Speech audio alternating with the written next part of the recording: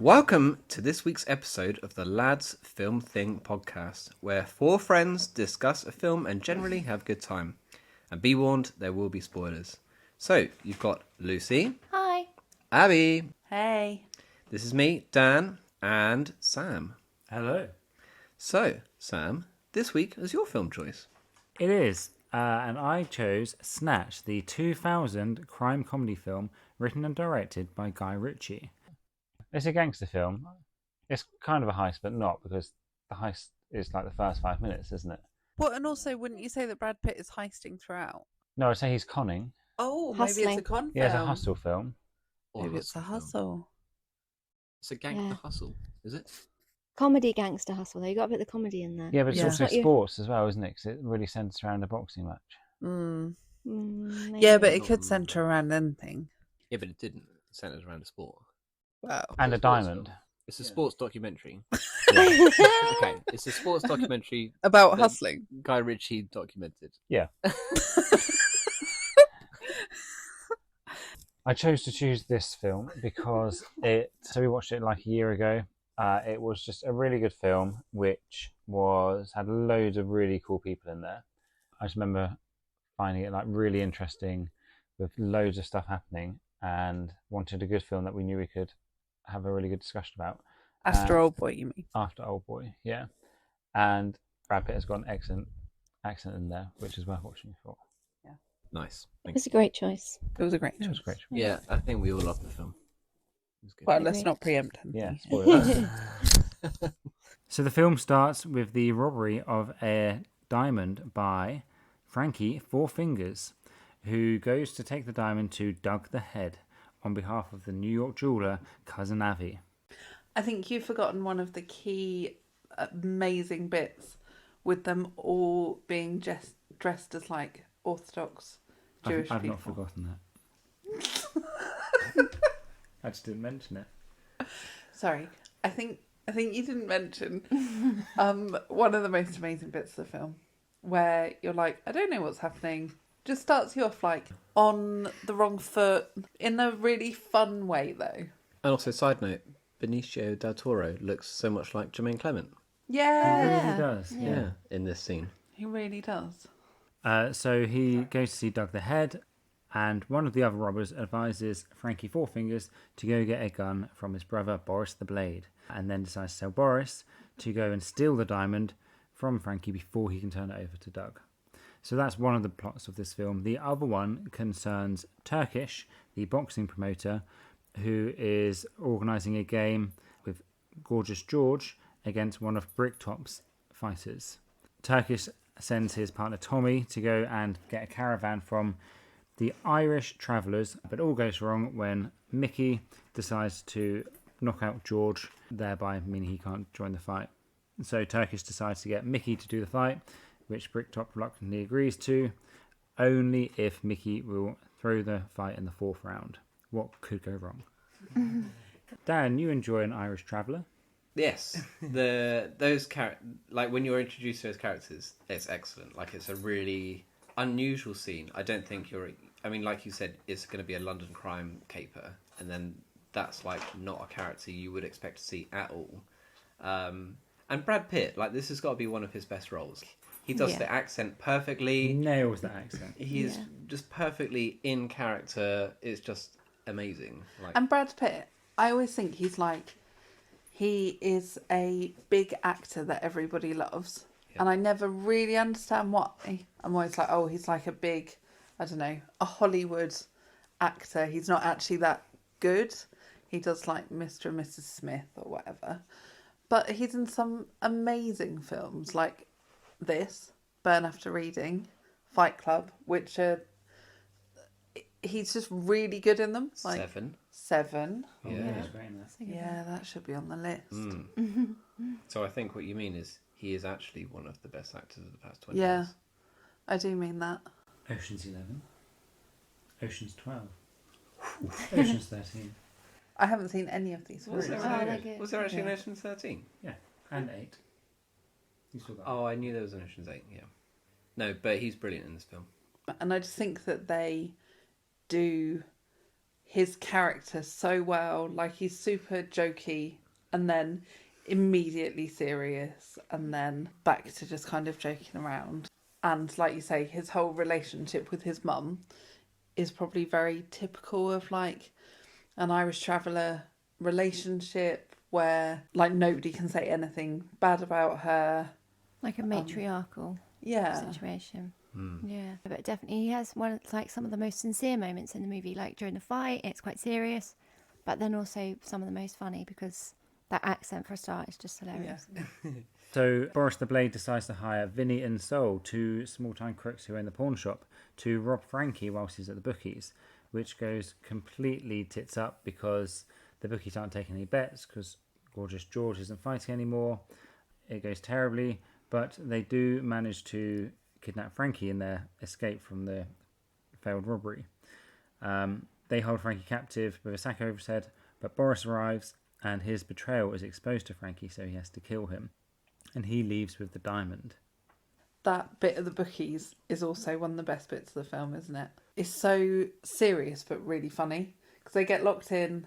That woman, she's supposed to be scared of them. That is the right bit, isn't it? Yeah. She's supposed to be scared, and they're like, yeah.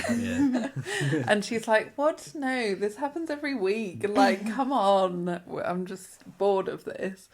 And then everything goes wrong for them and they like shoot themselves and just everything happens, doesn't it? That it all goes wrong and then they just can't get out. And they're just sat there after like, oh, this has happened.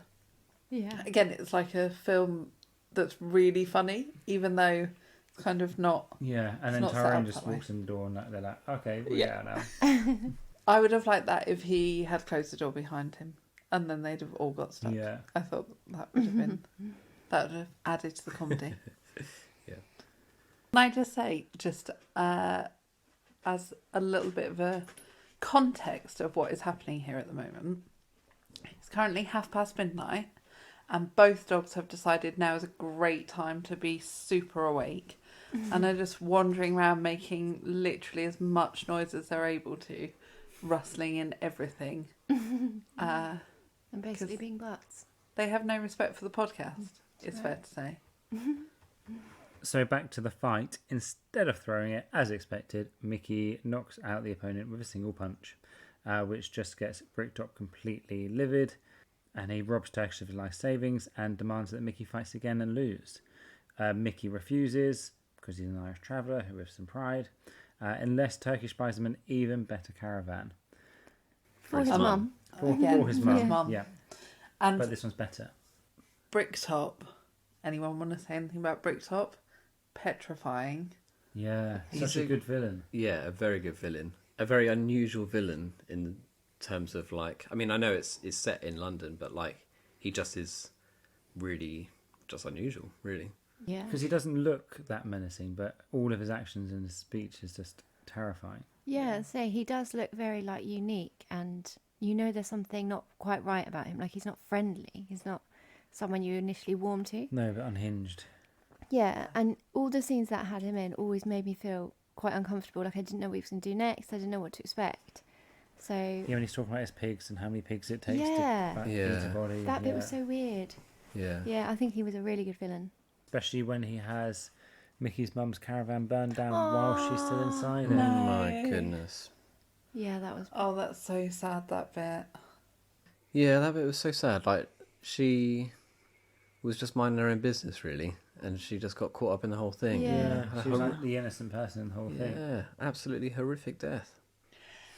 And for me, it wasn't even like a, I don't know, if you want somebody to do something, presumably, I don't know, taking a family member and being like, do this or we'll do something to them is a fair way of getting them to do a thing.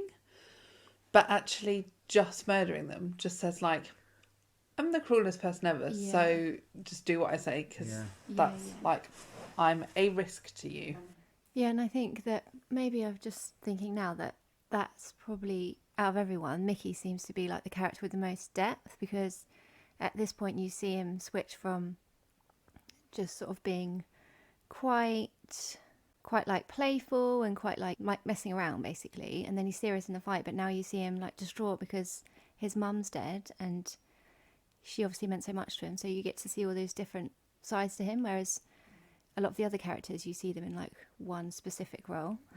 So I think some of the characters, they don't have that much depth to them, but Mickey's definitely the one that has a lot there.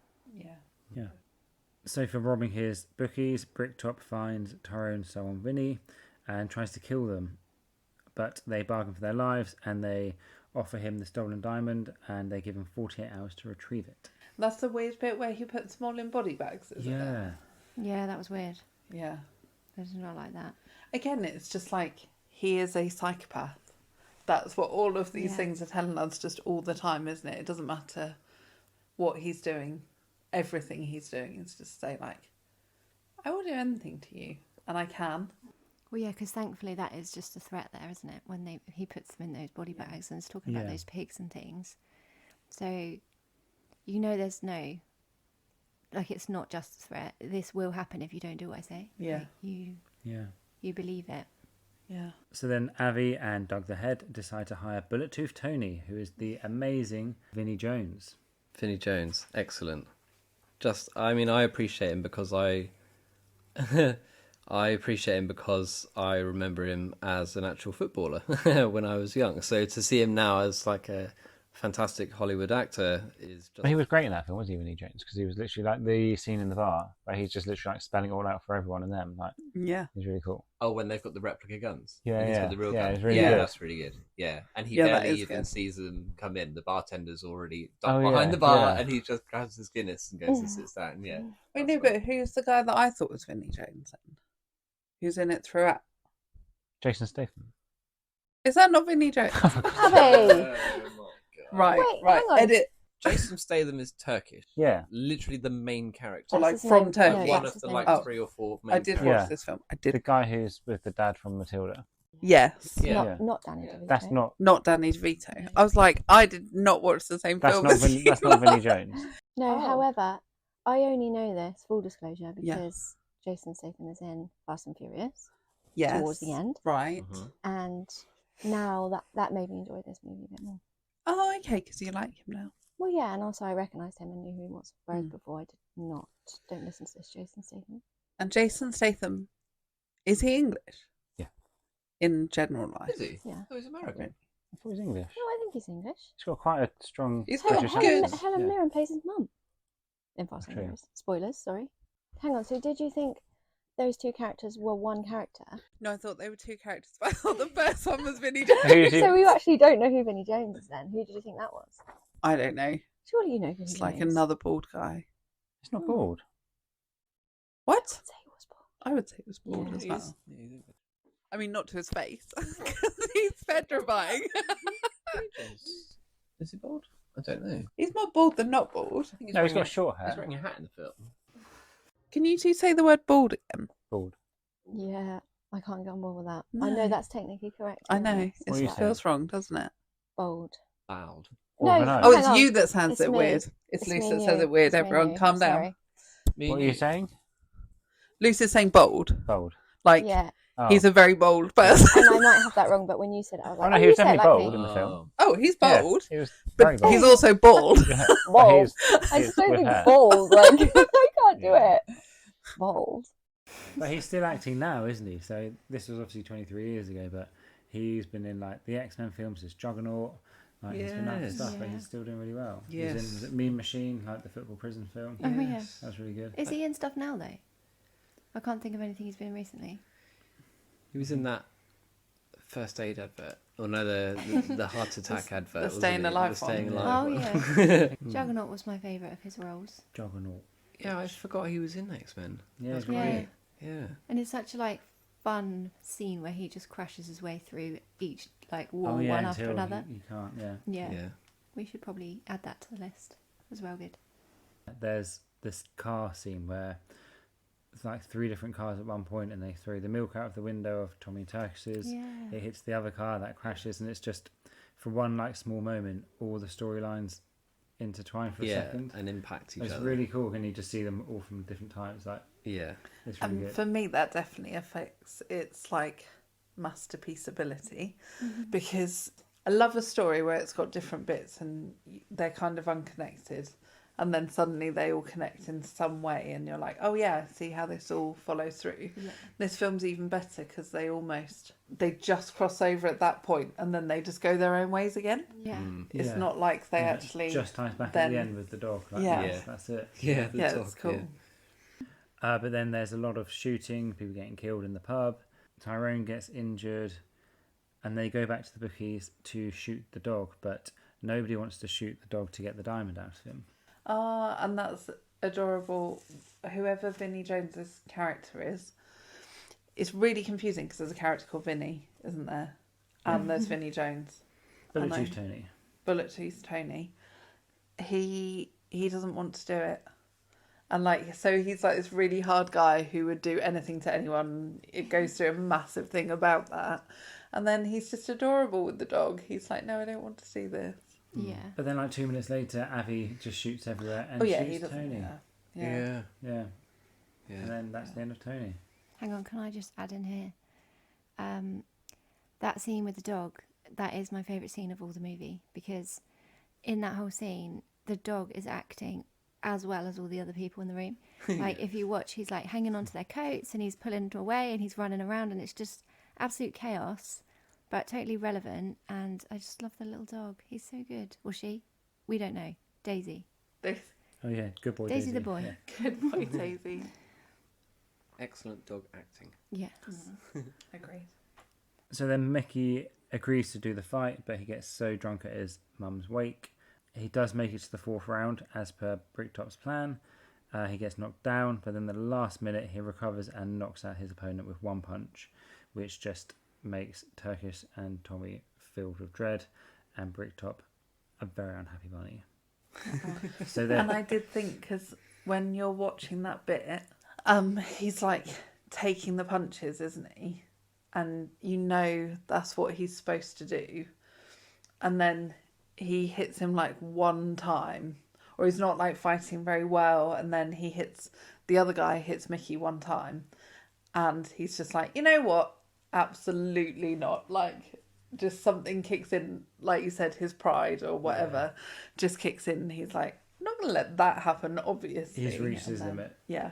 So Turkish and Tommy are obviously trying to scarp her, but then they leave the building at the same time as Bricktop and his men, and just as they think they're garners, you see the window wind down on Bricktop's car, and it's the Irish travellers who were waiting for him all along and shoot him dead. Excellent. A good comeuppance for him, really. Finally, Yeah, yes. definitely. And it turns out that this was Mickey's plan all along. He had bet on himself, so he won all the money, and he was always going to get payback for Bricktop for what he did to his mum, which is really good. Like, Yeah. So good to see. so satisfying. Yeah. Yeah. And also, like, Bricktop being so, like we were just saying, kind of all powerful, like how he goes about all of his business, just threatening, going for immediately the most, like, punitive response that he can with everything, just to see Mickey be like, no, I'm not doing this. It's just a really good, like, little character thing. Yeah, and it's so good to see that actually, like, Mickey comes out on top, and you're like, yeah, after everything that we've seen, that's just really nice. Like, if you wanted this movie to end in any way, that's exactly what you want to see. Yeah, absolutely. Really. And kind of Mickey comes out as like the overall winner and kind of main character almost. Like, he's approached at the start, like Turkish, you're introduced to Turkish and Bricktop, and you know, they have to arrange that fight, blah blah blah. Mickey almost is a bit of like, he's just a tool. Like, he just is someone who has to do the job, you know, he's just expected to do this, blah blah blah, and then just go back to his life. And actually in the end, he's the one that actually sorts everything out. He sorts out Bricktop, he makes away with a load of cash, and kind of saves Turkish's bacon and cleans up the whole thing, really. So then the next day, Turkish and Tommy go to see the Irish Travellers campsite, but there's nobody there except for the police. So in order to come up with a reason as to why they're there, they see the dog running around, and they decide that to tell the police that they're there walking their dog. which was another amazing scene of Tommy trying to get the dog back in the car. Yeah. Yeah. Literally shouting, Daisy, come here, good boy. Yeah. Because that guy, is it Stephen Graham? Yeah. I got that right? He's one of my favourite characters throughout as well. Even though he's so, like his character's such a small part, really. He's like in the background, he's always not hiding behind, but stood behind Turkish in like most of the scenes. But I feel like he is acting how any of us would act if we were in that exact same situation. Like, just trying to follow along with what's going on, but not trying to get our hands dirty. Yeah, it's like his eyes you see the film through, isn't it? Yeah. Yeah, but I really like him. He's really good in Matilda. It's all right. He is. 23 years on. Yeah. Big break, yeah. Yeah. But Daisy the dog is squeaking, so they take her or him to the vet and find out that there was a squeaky toy and a diamond in its stomach. So they take it to Doug the Head and ask if there's anyone who would be interested. And Abby hops back on the Concorde, I think it is, which just like makes this film horrendously, to come get it. And as they're driving, they see Selwyn and Vinny being arrested by That's the what I was police. going to say. That bit is so amazing. And they see the dog. So and Vinny see the dog, don't they? Like hanging out of the window. It's tricky for them because I feel like Selwyn and Vinny, again, they're ones which you really relate to because they're likeable and like a bit naive. So you think, again, like this could easily be like the normal people, but they just end up being so unlucky. Whereas Turkish and Tommy seem to get off like quite well in this whole scenario. Yeah, but it feels like Turkish and Tommy try to be a bit strategic. They try to make like the best calls in the right situations, whereas the other guys are just like going all guns blazing. Like, Yeah, just got a bit greedy. Yeah, and are slipping up and are like making mistakes all the way through and obviously end up getting caught with nothing. Yeah. So I love the ending of this movie. The fact that, like, even the way they say it, he just says like, "Oh, yeah, so they found this, and the diamond." Like, you don't see the moment where they find it and they're like, "Oh my God, we've got this!" Like, you don't even see any of that. But it's so nice to know, like, "Oh, okay, this is how it's panned out," and that's a great ending. Great film. Yeah, really good. Yeah, I enjoyed that. It's been probably a good 10 years or something since I watched that, so thanks for the recommendation. And You're very welcome. no, but it's brilliant. Like, it's just as good as I remembered it, and actually better. Like, I'd forgotten a lot of it, and it's an excellent film, really good. Well, with that, it's time to look at some scores. So, as ever in these discussions, we are looking at a total score of 60 over 3 categories being enjoyability, shareability, and masterpieceability, where each of us lads will give a score out of 5 for each category. So, let's kick off with enjoyability. Abby. 4.5. Ooh. Dan. I gave it a 4. I also gave it a 4. Lucy. 3.5. Okay, so a small range there. I think, had I seen it? I definitely had seen it, but I hadn't remembered how good it was. It was just a really enjoyable watch. Kept me entertained. Didn't want to do anything else. That's always the sign of a good film, I think, isn't it? It's got a good pace to it, isn't it? Yeah. Yeah, good pace, good story, good characters. Yeah. Yeah, definitely. And even though it's London gangsters, they're so likeable and there's like you can really relate to some of them. Yeah. I do feel like you've got to be in the right mood for this movie. Like, a gangster movie for me is not my normal, like, I wouldn't sit down and just put that on. It would have to be, well, like we specifically set out to watch this movie. So I did enjoy it for what it was, but it's not something I would watch routinely or often. That's fair. Yeah. So, shareability. Luce. 3. Ooh. Ab. 3. Dan. I gave it a 4. Oh, nice. I gave it a 3. Dan, you went high. How come you went higher? Yeah, I think probably because it was kind of better than I remembered it being. And even though it's an old film, it actually genuinely made me go and speak to other people and say, "Oh, have you seen this film? Do you remember this film from back in the day? It was really good." And I realised actually that's probably means it's got a pretty good shareability score. Yeah, no, I agree. It's another one. It's older, so you assume most people who want to watch it have done. Yeah. But I think not even for shareability, but defendability. Anyone who would say, "No, I don't want to watch that kind of film," I would actually say, "No, this is really good. Like, it's good for anyone who doesn't even like, Yeah. like Give it these a kind of chance. films." Yeah. Yeah, it's funny. It's like well considered. A lot of this genre of film, I feel, it's just for the action. It's like a bit mindless. Even if they're heist films often, like there's not really that much thought goes into it. But this one is well done. And the fact that it's funny kind of shifts the genre a bit as well, doesn't it? Yeah. Yeah, that's what I like about it the most. Like, it's a gangster movie, which I can't think of any other gangster movie that I would actually like. And it still has all the elements to it, like the mum in the caravan, like the scary bits and like the consequences of what happens or doesn't happen. But then there's comedy all the way through. So it's like the best gangster film. So if someone wanted a gangster movie, this is the one I'd recommend. Perfect. So our last category is masterpiece ability. Luce. I gave it 4. Abby. 4, please. 4. Dan. 3.5. And I gave it a 3. Oh. I'll go first in this one because I gave it the lowest score. I thought it was really good. It was kind of big scale, but also just set on the streets of London, so there was nothing overly visual to it. I think it's the best a London gangster film could have been made, but it wasn't hitting the cinematic highs as other films. Luce, a 4. I feel like because this isn't my normal sort of type of movie, that other people would enjoy it more, and like it is more of a masterpiece than I perhaps took it for to begin with. So I appreciate it for the story being really good and the characters all sort of interweaving the way they did.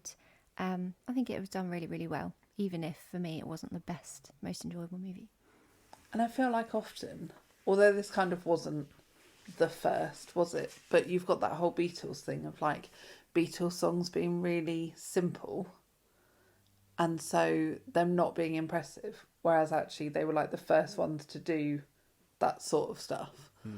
And it kind of feels a bit like that with this. Like, it's 23 years later, people are still watching it, people are still enjoying it, and that probably just means that it's got something. Yeah, I gave it a 3.5. I think, I mean, I really enjoyed it. It's a very enjoyable film. I think there's some elements of it that are maybe like a bit dated, I suppose. It's not as spectacular as a lot of other films. Some of the transitions are very much 20-year-old transitions, things like that. But, you know, it doesn't detract from it being a great film. I suppose it just takes away from the masterpiece ability score that we have coined. So with all those scores, it gets 43.5 out of 60, which is a very commendable score. Yeah. Score. Yeah. Nice. Any tips for Guy Ritchie, anyone, to make it any higher? I suppose I'd like to see more interweaving stories, but that probably would ruin it in the same way. Yeah. More dogs. Yeah. Dags. My dags. Yeah, so there Do probably you like dags? There probably were a lot of dogs, to be fair, but more storylines with more dogs, please. They were just there in the background, like at the traveller place. Yeah. Okay. Maybe the dogs could talk as well, maybe? Is that what you're saying? Yeah, and fly. Talking dogs and flying. Flying and talking dogs. Okay, 5s across the board from Lucy for Flying Dogs of London. I would watch that film. Would you? Yeah. Oh, for sure. Cool.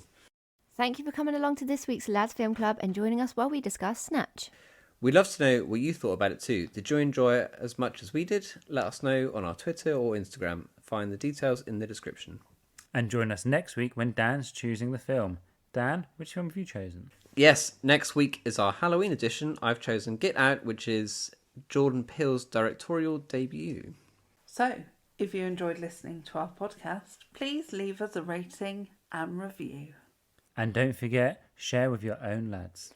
And we're not picky, share it with anyone. Maybe not your Cockney diamond thieves. Not for Snatch, anyway. So grab your popcorn. Round up your lads. Get watching. And join us next week. Bye.